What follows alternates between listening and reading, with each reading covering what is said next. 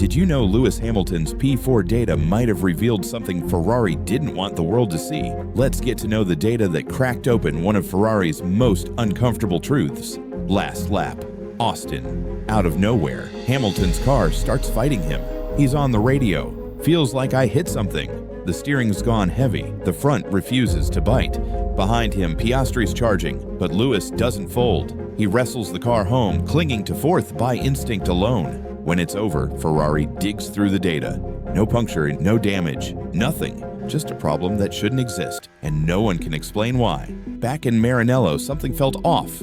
No one spoke, but everyone knew. Hamilton walked in calm, looking for answers that weren't there. The data said the car was fine, but he knew it wasn't. You can't fake that feeling, and that's what shook them most. Late that night, Hamilton's engineer and Ferrari's performance chief went over the data in silence. One graph stood out, a sudden drop in downforce, then back to normal. They called it a small glitch. Hamilton just said, if it happened once, it can happen again. He wasn't angry, just curious. By Monday, Ferrari had their version ready, a simple steering issue. Neat, safe, and far from convincing. Inside Ferrari, everyone knew something didn't add up. That same glitch had shown up in the simulator weeks ago, brushed off as nothing. Now it happened again. Flat out, with Hamilton in the car. One engineer finally said it out loud. We don't know what happened in turn 5. Hamilton wasn't angry, just curious. Why was the front so unstable? Why only his car? Ferrari called it routine. Hamilton knew it wasn't. 2 days after Austin, an anonymous message hit a journalist's inbox. It claimed Hamilton's car wasn't the same as Leclerc's. Ferrari called it nonsense, but the details felt too real. A sudden drop in front downforce, only on Hamilton's car. Inside the paddock, rumors spread fast. When Hamilton heard, and went quiet. And that silence said enough.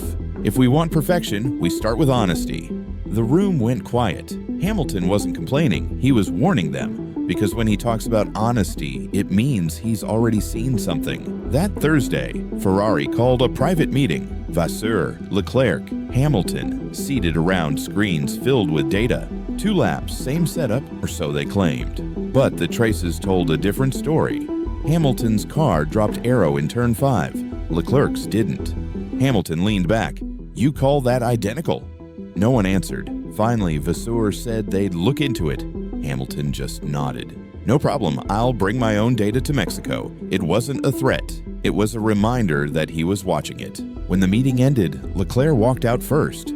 No words. For years, Ferrari had revolved around him, but things were shifting.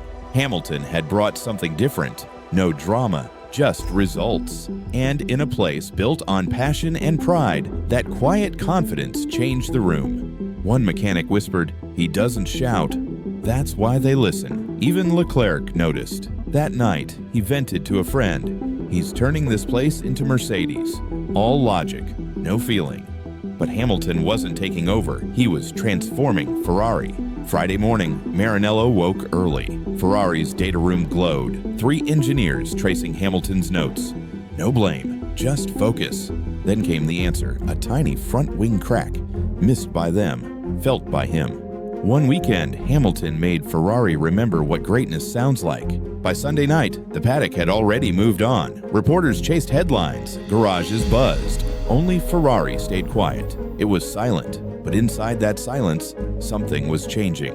Hamilton stayed long after everyone left. One light above the pit wall, and him, just watching the car come apart. Calm, focused, recording a quiet voice note. If they can't see it yet, I'll make them.